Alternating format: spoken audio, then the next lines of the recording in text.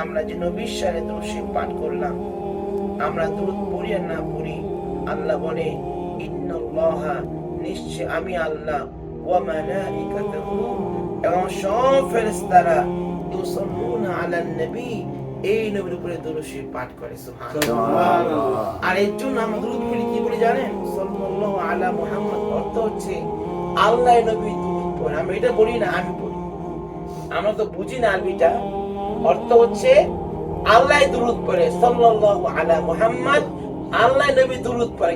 কিংবা পড়ি আল্লাহুম্মা সাল্লি আলা মুহাম্মদ, ও আল্লাহ তুমি তোমার বন্ধু দুরূদ পড়ো। সুবহানাল্লাহ। কারণ আল্লাহ যে নবী দুরূদ পড়ে, সে নবী পড়ে দুরূদ পড়ার যোগ্যতা আমাদের নাই। এটা আমরা বলি আল্লাহ তুমি পড়তেছো, তুমি পড়ো। আল্লাহ সেই নবীর এই দেশ মক্কাতুল মুকাররমে আমরা এসেছি, আমার দিনগুলো চলে গেল।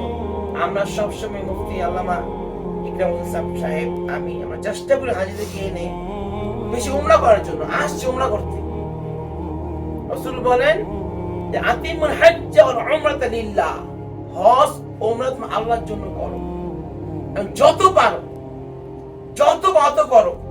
আমরা এসেছি, দেখেন ইতিমধ্যে আমাদের 4টা উমরা হয়ে গেছে অলরেডি।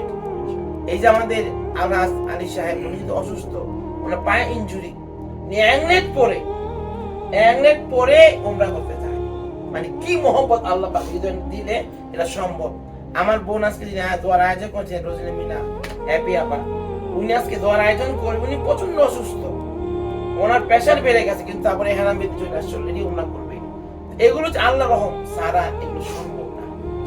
আর মনে রাখবেন, আমরা ক্লান্ত পরিশ্রান্ত হয়ে গেছি, কিন্তু একটা কারণে এখানে এত কষ্ট যে আল্লাহ আমাদের মাফ করবে।